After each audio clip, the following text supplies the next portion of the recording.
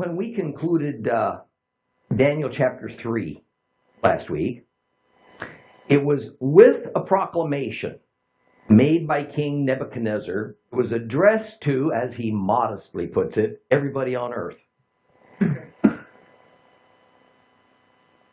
this proclamation was essentially ordering all of his subjects, who he reckoned was every last soul on the planet, to show respect for the God of Shadrach, Meshach, and Abednego, a God that the king currently called the Most High God. Now, Most High God, those words, are a dynamic English translation of the Aramaic word Eleh, that in Hebrew is El, which means the highest God, usually of a pantheon of gods and goddesses. So as a result of the king's experience of having watched these three Jewish lads miraculously emerge from the superheated furnace unscathed, he wanted to honor their God, who rescued them by naming him the Eleh God, the Most High God.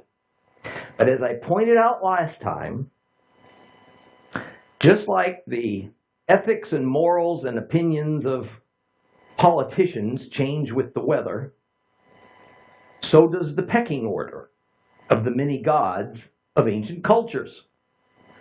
On the day of this proclamation letter from the king, it was the unnamed God of the three Jews that Nebuchadnezzar called the God Most High.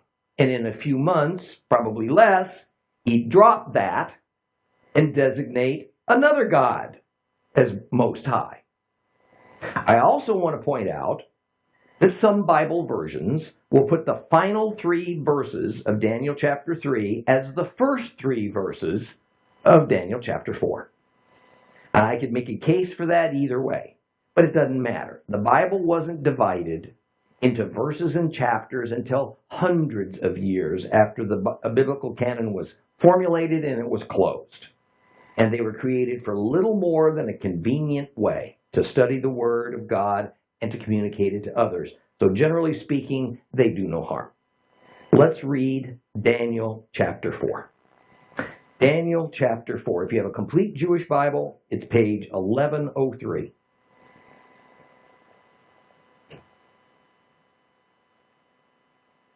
Daniel chapter 4. I, Nebuchadnezzar, was contentedly living at home, enjoying the luxury of my palace, but as I lay on my bed, I had a dream which frightened me.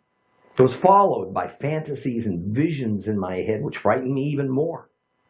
So I ordered all the sages of Babel to present themselves to me so that they could tell me the interpretation of the dream. And when the magicians and exorcists and astrologers and diviners came, I told them the dream, but they couldn't interpret it for me. Finally, however, Daniel, renamed Belshazzar after the name of my God, in whom is the spirit of the holy gods, came before me, and I told him the dream. And Belshazzar, chief of the magicians, because I know that the spirit of the holy gods is in you, and no mystery is too difficult for you, tell me the meaning of the visions I saw in my dream. Here are the visions I had in my head as I lay on my bed. I looked, and there before me was a tree at the center of the earth. It was very tall. And the tree grew and it became strong until its crown reached the sky. It could be seen from anywhere on earth. Its foliage was beautiful. Its fruit abundant. It produced enough food for everyone. The wild animals enjoyed its shade. The birds in the air lived in its branches. It gave food to every living creature. I looked in the visions of my head as I lay on my bed, and there appeared a holy watcher coming down from heaven. And he cried out, "Cut down the tree, cut off its branches, strip off its leaves, scatter its fruit. Let the wild animals flee from its shelter, let the birds abandon its branches, but leave the stump with its roots in the ground, with a band of iron and bronze, and the lush grass of the countryside. Let him be drenched with dew from the sky and share the lot of animals in the pasture. Let his heart and mind cease to be human and become those of an animal, and let 7 seasons pass over him. This order is issued by the watchers. The sentence is announced by the holy ones, so that all who live may know that the Most High rules the human kingdom, that he gives it to whomever he wishes, and he can raise up over it the lowliest of mortals. This is the dream which I, King Nebuchadnezzar, saw. Now you, Belshazzar, tell me its interpretation. None of the sages of my kingdom can tell me the interpretation, but you can do it, because the spirit of the holy gods is in you. Now Daniel, whose name was Belshazzar, was in shock for a while, frightened by his thoughts. And the king said, Belshazzar, don't let the dream or the interpretation frighten you. And Belshazzar answered, My lord, if only the dream were about those who hate you, and the interpretation about your enemies. The tree you saw, which grew and became strong, till its crown reached the sky, and it could be seen throughout the whole earth, that had beautiful foliage, abundant fruit, enough to feed everyone, under which the wild animals lived, on whose branches the birds in the air built their nests. It's you. It's you, your majesty. You have grown and become strong. Your greatness has grown and reaches to heaven. Your rule extends to the end of the earth. Now the king saw a holy watcher coming down from heaven who said, Cut down the tree and destroy it, but leave the stump with its roots in the ground, with a band of iron and bronze and the lush grass of the countryside. Let him be drenched with dew from the sky and share the lot of the wild animals until 7 seasons pass over him. This is the interpretation of that, your majesty. It is the decree of the Most High that has come upon the Lord my king. You will be driven from human society, live with the wild animals. You will be made to eat grass like an ox and be drenched with dew from the sky as 7 seasons pass over you, until you learn that the Most High rules in the human kingdom and he gives it to whomever he pleases.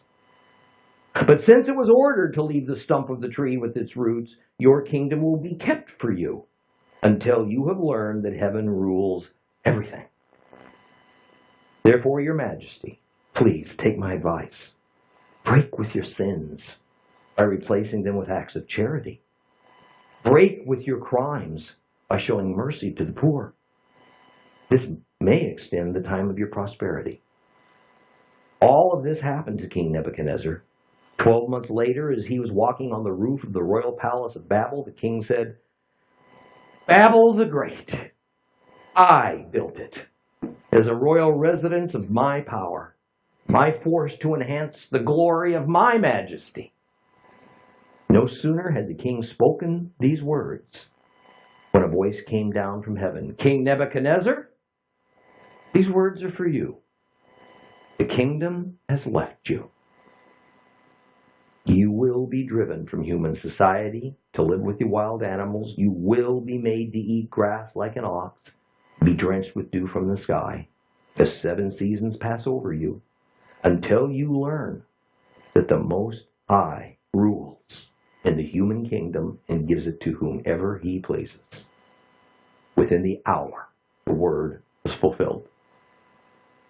Nebuchadnezzar was driven from human society. He ate grass like an ox. His body was drenched with dew from the sky until his hair had grown like eagle's feathers, his nails like bird's claws. And when this period was over, I, Nebuchadnezzar, lifted my eyes towards heaven, and my understanding came back to me.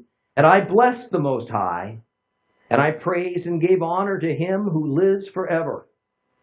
For his rulership is everlasting. His kingdom endures through all generations, and all who live on earth are counted as nothing. He does what he wishes with the army of heaven, with those living on earth. No one can hold back his hand or ask him, What are you doing? It was at that moment that my understanding came back to me. And for the sake of the glory of my kingdom, my majesty and splendor also came back to me. My advisors and lords sought me out. I was reestablished in my kingdom, and to my previous greatness, even more was added. So now I, Nebuchadnezzar, praise, exalt, and honor the King of heaven. For all of his works are truth, his ways are just, and he can humble those who walk in pride.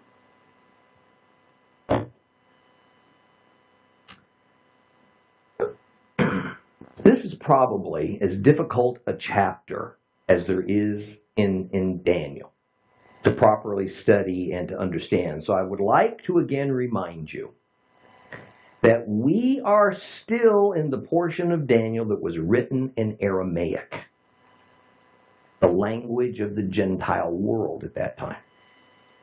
And also that the thoughts and the speech that we're hearing from the mouth of Nebuchadnezzar are the thoughts of a pagan.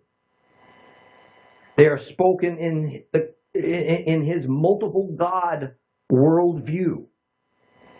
To inject Hebrew thought or Christian thought into it is an error from the aspect of how Nebuchadnezzar viewed it.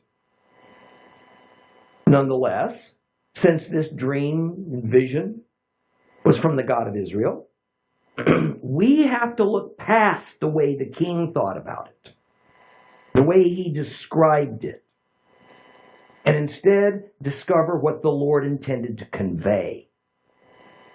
So getting to the best interpretation without adding too much speculation is a dicey matter. Many Bible scholars, especially Christian denominational leaders, are used to and demand nice, neat doctrines drawn with sharp lines. So sometimes we'll read rigid and rather simplistic commentary on this portion of Daniel, but it misses the mark substantially. The reality is that on some matters, like in Daniel 4, we're just not going to be able to be quite as definite or definitive as we'd like to be. Here's what we see from these verses. King Nebuchadnezzar has it made in the shade. He explains that he was content, happy, he was enjoying life, the luxury of palace, and he was glorifying himself in the accomplishments of having created the largest empire the world had ever known. His empire was at peace. It was operating like clockwork. Every race, language, tribe, and ethnic group of the scores of kingdoms and nations that formed his enormous and diverse empire had sworn allegiance to the one world government of Babylon, and therefore to Nebuchadnezzar by means of that empire-wide ceremony of the dedication of that golden statue, that one that nearly cost Shadrach, Meshach, and Abednego their lives. So the idea is that the king was under no stress, no particular anxiety, because, according to him, things were good. He was relaxed. And then suddenly, from nowhere, comes a troubling series of dreams. But that wasn't all.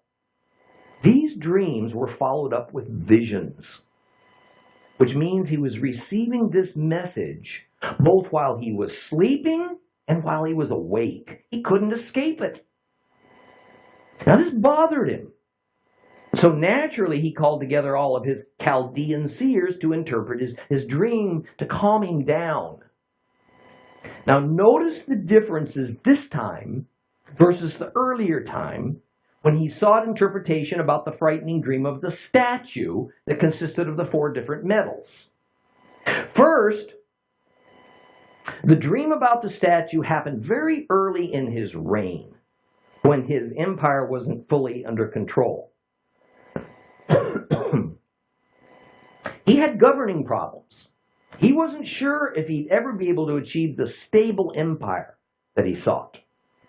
So he was no doubt unsettled in his thoughts, agitated in his spirit. And second, as a test of their ability to tell him the truth, the king demanded that his Chaldean seers not only tell him the meaning of the dream about the statue, but the actual content of that dream itself. They failed, of course, and if not for Daniel, they all would have been executed. This time, however, he was peaceful. He was relaxed in his mood and in his spirit. And when he called the seers to his palace, he was only too happy to tell them the details of his dream. There were no tests. And then they would merely be responsible to interpret it. But when the experts in the several different fields of the Chaldean black arts, the magicians, the sorcerers, the seers, and so on were told the dream, they were at a loss. They were at a loss to know its meaning. And after their failure, the king called for Daniel. And as we see, he was able to tell the king the meaning of his latest dreams and visions. Now, interestingly, scholars and Bible commentators have had a difficult time with these opening passages because they ask, why would the king have called his Chaldean seers first? And then only later would he have called in Daniel? Their answers vary, but the most popular one is that several years had passed, the king had forgotten about Daniel and the dream statue. Others say the king would not have called his Chaldean seers at all, but would have immediately summoned Daniel. So all this is good storytelling that heightens the suspense. And it once again elevates the Jewish Daniel. I can't agree with either of these views because I think the answer is clear and logical. The pagan king had a dream. And although it was somewhat disturbing, there was nothing about it that wouldn't have been familiar from his pagan worldview. The use of trees as metaphors for power and for a few other reasons was commonplace. The appearance of an angelic being was usual in Babylonian theology. Further, since several years had passed since his famous dream statue dream, no doubt the king had had many other dreams, and these same Chaldean seers had given him satisfactory answers as to their interpretation. Most of the great king's dreams were just dreams, like we all have almost every night. But in that era, all dreams were thought to have meaning. And when a king had a dream, especially one that seemed unusually poignant and repetitive, his thought was that because of his lofty position, the outcome of the dream was especially important because it could affect his entire kingdom. So he needed answers. Thus, he had a ready team of folks to call upon who were trained in these matters. And no doubt they were called upon regularly. Now, what's interesting is that in this matter of the tree dream of chapter 4, his regular team of Chaldean seers had no answer. Why? What stumped them? I think the matter's clear. This was a true message to the king from the God of Israel. It was not a run-of-the-mill nighttime dream. How would non-believers be able to make heads nor tails of it if it was from God? Thus, we can surmise that back in chapter 2, when Nebuchadnezzar relented and told the Chaldeans the content of his... Had he told them the content of his dream at the outset, they still wouldn't have been able to interpret it. Because it was a message from Jehovah. So in verse 5, chapter 4, after his usual seers can't interpret his dream, the king no doubt figures that the source of this tree dream must have been the same as the one for the statue dream. So he calls in the Hebrew Daniel, who communed with this particular God, who imparts those kinds of dreams. Now notice something key about chapter 4. This is really important to get. We have Nebuchadnezzar doing the speaking. And he's doing it in the first person. In other words, The king himself is being quoted, and he's the one telling the story. Thus, we're getting this narrative entirely from his point of view. It's going to be told in his vernacular. It's going to be described in terms familiar to him within his pagan Babylonian culture and theology. Very key. So he calls Daniel Belshazzar, the new Babylonian name in the Aramaic language that Daniel was given several years earlier when he first arrived in Babylon. And while the meaning of this name isn't agreed upon, it's no doubt a combination of the chief Babylonian god's name, which is Bel, and the word Chatzar then is attached. Some say it means Bel protects his life. Rashi says Chatzar is a Babylonian expression of unknown meaning. Further, it seems that the never-ending change to the pecking order of the gods has again evolved. And as of now, Nebuchadnezzar openly says Bel is his god. And whether that means it's his personal god, or that Bel is the national god of Babylon, that's probably most likely. Or that Bel is currently considered the most high god, the El, or in Aramaic, the Ile. None of this is entirely clear. Either way, Daniel has been renamed after the god Bel. And then Nebuchadnezzar says that Daniel has in him the spirit of the holy gods. Now, what does he mean by this? Again, scholars disagree on it. Some say the phrase is not the spirit of the holy gods, plural, but rather it is spirit of the holy God, singular. That is, that the king is saying that Daniel has in him the spirit of the God of Israel, who gives and interprets these dreams. But that is far too monotheistic and a Hebrew viewpoint to be ascribing to a Gentile king who has just pronounced that his own God is Bel. And further, the sense of the Aramaic word Kaddish, which is typically translated to English as holy, more has the sense of meaning divine than holy. Because in Babylonian theology, the word is equally applied to angels and to gods, especially if they are good gods. So we don't want to cloud this matter by inserting the English word holy, which creates in us a specific mental picture, especially for Christians and Jews. And it's usually applied exclusively to the Lord and to the Lord's activities. Therefore, the king's intent is that he recognizes Daniel as having a special and intimate connection to certain gods that are among the good gods. Gods that look favorably upon Nebuchadnezzar in Babylon. So in verse 6, the king continues by calling Belshazzar, Daniel, the chief of magicians. And indeed, we learned earlier in the book of Daniel that the king had put Daniel in charge of his Chaldean seers, at least the ones who lived in Babel. So, chief of the magicians was more or less Daniel's formal title, and it's not to be taken as a compliment or as flattery. It was just the fact. Thus, convinced that Daniel's the one to interpret his dream because Daniel was connected to the right god or gods, the king sets about telling him his dream about this tree. Now, the complete Jewish Bible says the tree grew and became strong, a past event that was completed.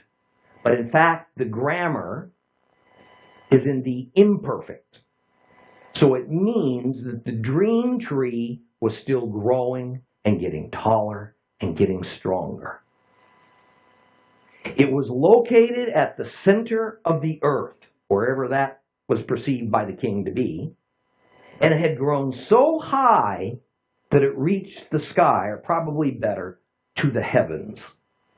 The tree seems to have stood apart by itself, not in the midst of a forest of other trees. And I suspect that for Nebuchadnezzar, Babylon was the center of the earth. And in later prophecies, including in Revelation, Babylon is seen as the center of the earth as far as the Gentile world is concerned, as far as commerce and governmental power is concerned. The idea of every person over the entire planet, or at least throughout the Babylonian Empire, being able to see this amazingly tall and majestic tree means that the tree affects everyone who seeks its shelter. And that at the least, everyone on earth is aware of the existence of this powerful, this unmatched tree. Thus we read of those who eat of its limitless fruit.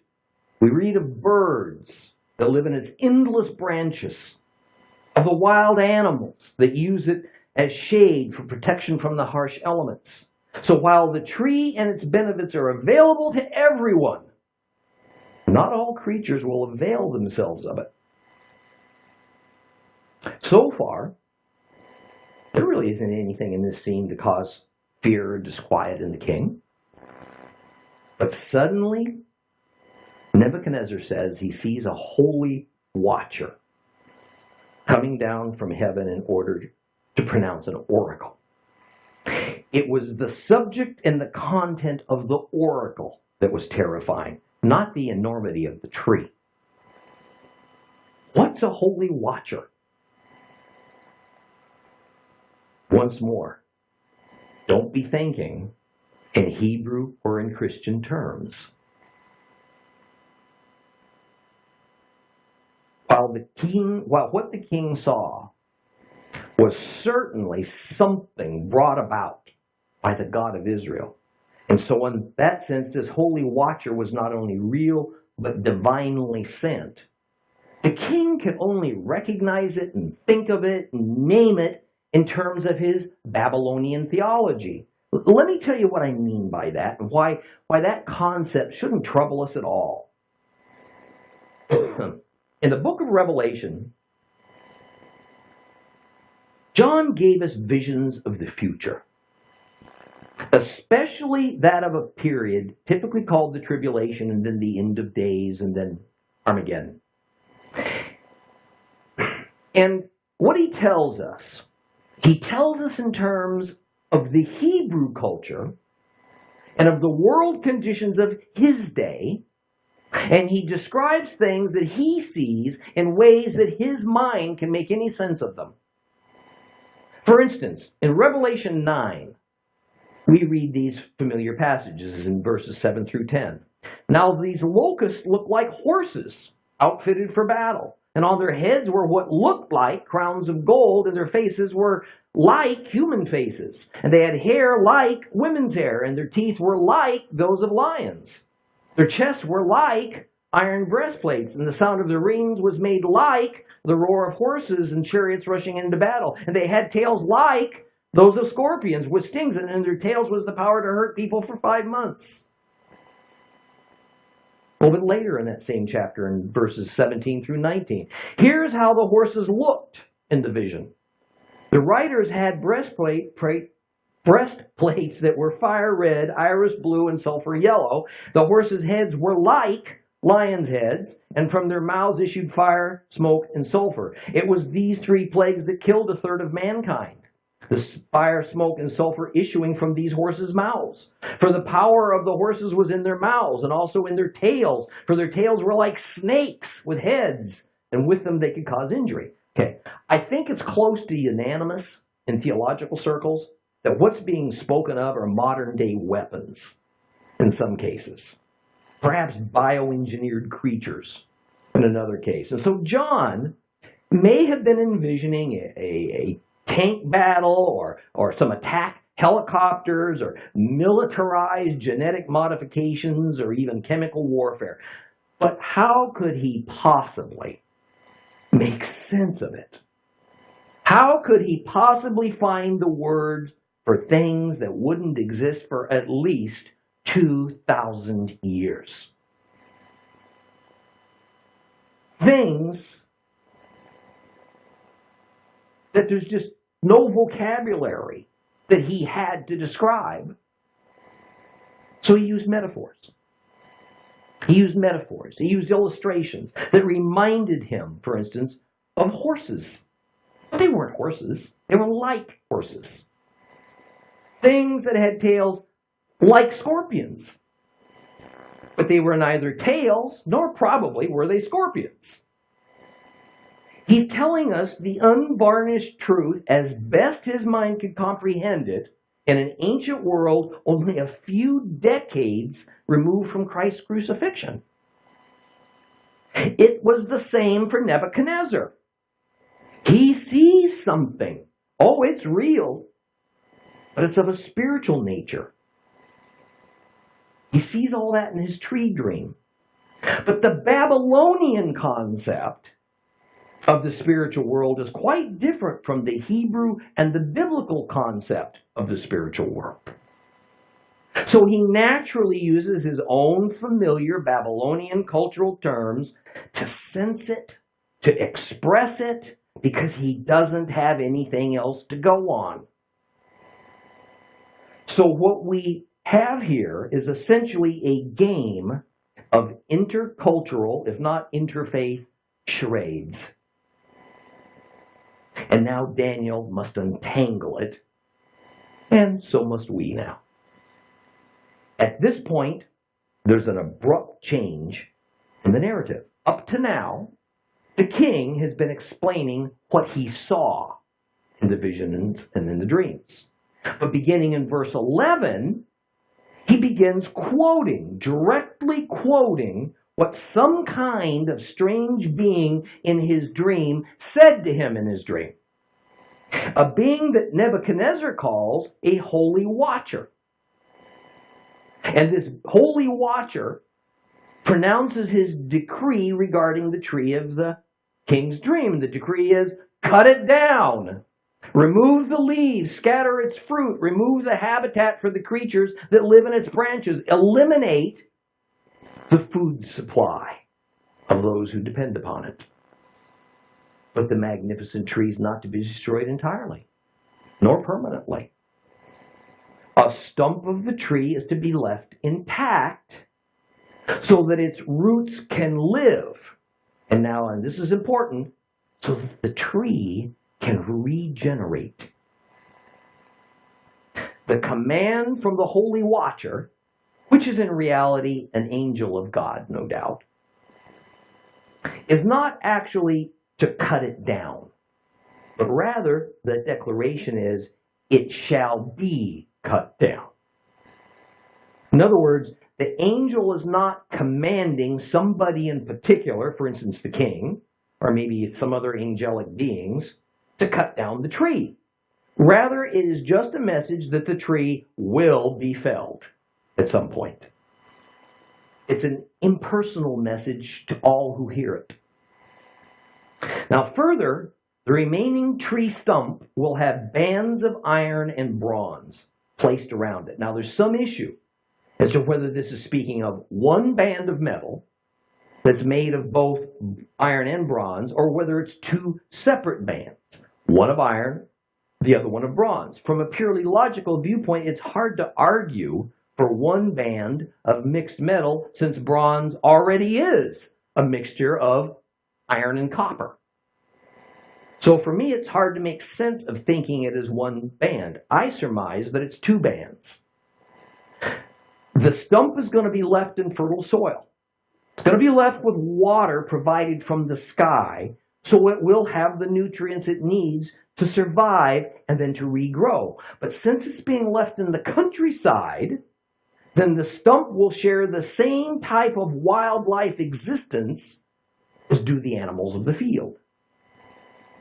Now, verse 13 then says, referring to the stump, let his heart and mind cease to be human rather to take on the nature of an animal. Now, I remind you This is Nebuchadnezzar recounting his dream to Daniel blow by blow. But he doesn't yet know what it means, and we haven't been yet given an interpretation. So, for the moment, calling the stump he is a little strange. And then saying that this stump is going to have his mind exchanged for an animal mind also adds to the mystery, which of course shall be shortly solved. But then comes another part of the verse that by the time we're through with this chapter still, I'm afraid, will not give us a definitive answer that we can hang our hats on. It says, and let 7 seasons pass over him. At least that's what it says in the complete Jewish Bible. This is the period of time that the stump's mind will become an animal mind, and that the stump will live an animal existence. Other versions say, let 7 years pass over him. A couple of versions even say, let 7 months pass over him.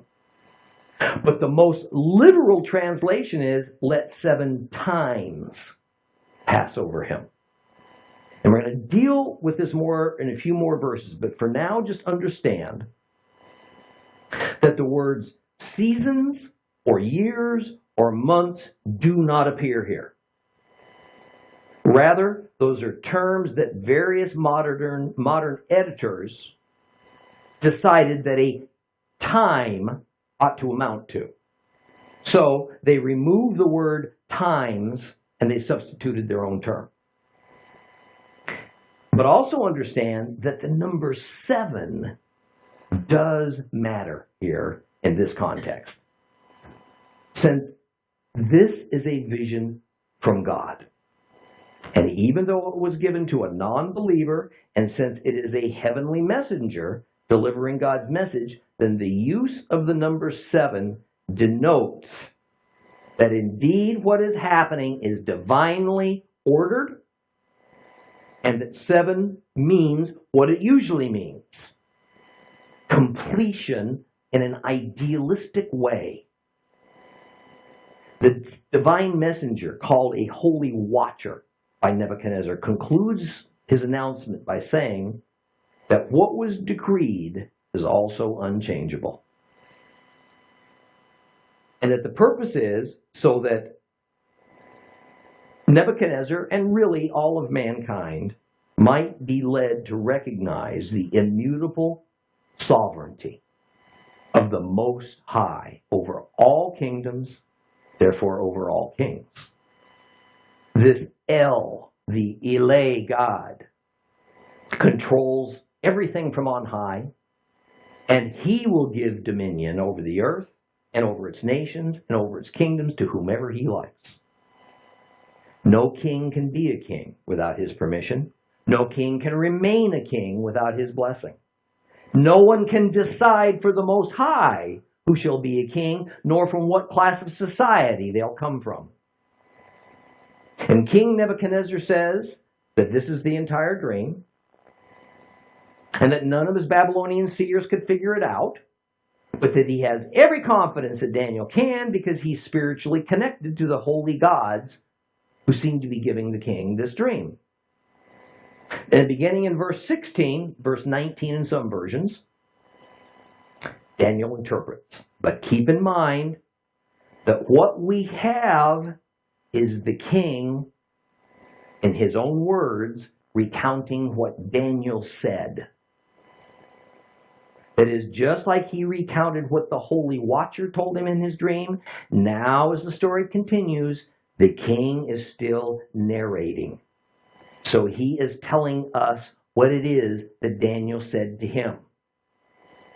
And the sentence structure is a little bit awkward, but I have no doubt that it's because some later editor had his hand in this, and the fact that we have several ancient Daniel manuscripts that word this passage slightly differently attests to that fact. No matter which version, however, the thrust is the same, and there's no disagreement or conflicts among the versions except regarding what I would call grammatical minutia. Daniel's loyal to Nebuchadnezzar. Daniel likes Nebuchadnezzar. He wishes him well. And his loyalty stems not only from the fact that he and his Jewish cohorts and the Jewish exile population in Babylon are being treated decently, but also because Daniel knows that this king is God's choice and God has given him dominion over the earth for 3 generations. So when Daniel hears this dream, he at once understood. He was awestruck and it shocked him to his soul. It was unexpected and it wasn't good news. He must tell the king, however, forthrightly and honestly this harsh truth. Divine judgment upon the king was imminent. The king instantly saw that Daniel was distressed. He told him not to back out because of fear. Now you see, this was a wise king. He knew that his Chaldean seers typically wanted the king to be pleased with their dream interpretations. They tended to tell the king what they thought he wanted to hear, so that he could feel more secure. But they also wanted to keep their lives and their lofty positions. So in verse 17, Daniel swallows hard and he begins to recite what God told him that the dream meant. That gigantic tree is King Nebuchadnezzar. But we also have to remember that in some respects, a king and his kingdom are one, inseparable. So the vision of the tree is about Nebuchadnezzar and Babylon. Although, as we'll see, the immediate impact concerns just primarily the king. Further, in verse 19, Daniel agrees with the king that the king's greatness is unapproachable on earth and that the entire earth is under his rule and dominion. But this is a spiritual, heavenly viewpoint. It's not a physical earthly reality such as the viewpoint that the king holds. There's much more on earth than the Babylonian Empire, which of course is what the king rules over.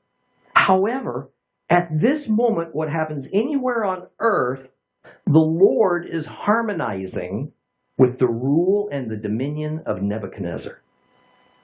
So from that aspect, everyone on the planet is affected by Nebuchadnezzar, who is the tree in the dream. But now the bad news. Since he's the tree, he's about to get chopped down. He's going to lose his power, lose his dominion. And after a brief repeat in verse 20 of the king's dream, in verse 21, Daniel makes clear something that the king had misunderstood in his dream. The king seemed to think that this holy watcher was not only a messenger, but the one who had created the decree. In Babylonian theology, angels were more independent from the gods than they are in biblical Hebrew theology. Angels could indeed decide upon a mission and carry it out on their own, but not so with the angels of Jehovah. So Daniel tells the king, no, it's the decree of the Most High that has come upon my lord the king. Or adding in an Aramaic word, it is the decree of the Eleh that has come upon my lord the king. Now, before we close for the day, I want to make a point that's thorny, not necessarily popular, because it steps on a lot of traditions. I'm doing this to give you food for thought. And it's a point I think we all need to contemplate and consider, because until recently, it really didn't seem all that important. All throughout chapter 4, we see the constant mention of the term Most High. Hebrew El, Aramaic Eleh. Belshazzar, Daniel, uses the term, and Nebuchadnezzar uses the same term. But I promise you that the mental picture that each man had of the Most High and just who that is was quite different. That's because Ele, Most High, is a title. It's not a personal name. It's like our term president, or prime minister, or king, or even mister. These are titles for an office, not the name of the office holder.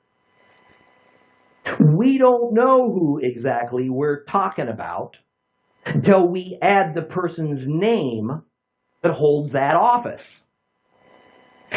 As anyone who has lived past 20 years knows, all presidents and prime ministers and kings aren't the same. They have different sets of attributes, strengths, and weaknesses. They adhere to widely varying ideologies and morals and ethics, and they operate on differing principles. So to refer to the Ele, the Most High, is incomplete.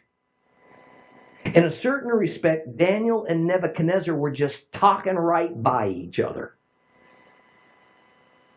Daniel probably realized that. But I can't imagine that Nebuchadnezzar did. He was oblivious. That is why I tell you, and anyone who has the ears to hear, that there's only two ways to know God: His name and His attributes. God is a title. It's an office, like president or king. God is not a name. The correct response to somebody who says God ought to be, oh, which God? What's His name? See, today especially we can add to that, what's His attributes and characteristics, and if He has a holy book, what is it? I'm sorry to say that so many Christians and Jews are oblivious to the reality that within modern mainstream Judeo-Christianity especially is a movement to accept any name, to accept any set of characteristics for who it is that holds the office of God. And the catalyst for this seems to be an exaggerated and out-of-balance desire to evangelize Muslims. Of course they need to hear the gospel. The problem is, the desire is so great among many denominations and missionary organizations that just like with Nebuchadnezzar and Daniel, both sides accept talking to one another concerning the Most High, but they really only wind up agreeing that there is an office called Most High. There is God. Who precisely occupies that office is talked around. And His characteristics are generally either discarded or simply reduced to oversimplicity, such as God is love. So they can be assigned to any number of possible office holders. That is why, in what is loosely called today the emergent church, which is really just a new name for the liberal church, that the term Muslim Christian has gained acceptance, and it seems to go almost unchallenged. A Muslim Christian is defined as a Muslim who remains loyal to Islam at one level or another, but who also has a belief in Jesus and has expressed a commitment to follow His instructions, at least from a philosophical standpoint. However, this person does not believe in the deity of Jesus, does not believe that Jesus died and rose from the grave, and does not believe that Jesus is the Messiah and saves. The two holy books of the Quran and the Bible are seen as co-equal. Jerusalem, therefore, ought to be the co-capital. of both Islam and Judeo-Christianity. And the foundation of the problem is this. Many Christians and most Jews no longer want to give a name to the office holder of the office of God. And they don't want to expound upon his well-defined attributes and characteristics. Because if that happened, there would be no way to have such a thing as a Muslim Christian. Such supposed middle ground suddenly disappears because it was all a mirage to begin with. Now, I could go on and on about this issue, but what I want to leave here today, I want to leave it with you, is the importance of knowing the difference between a title and a name. And why God's name and his attributes are so terribly important for us to know and to understand and for us to be able to explain to others. And it's why, as believers, we must not allow any other name, any other set of attributes to be assigned to the office of God the Most High, regardless of the personal cost. Please rise.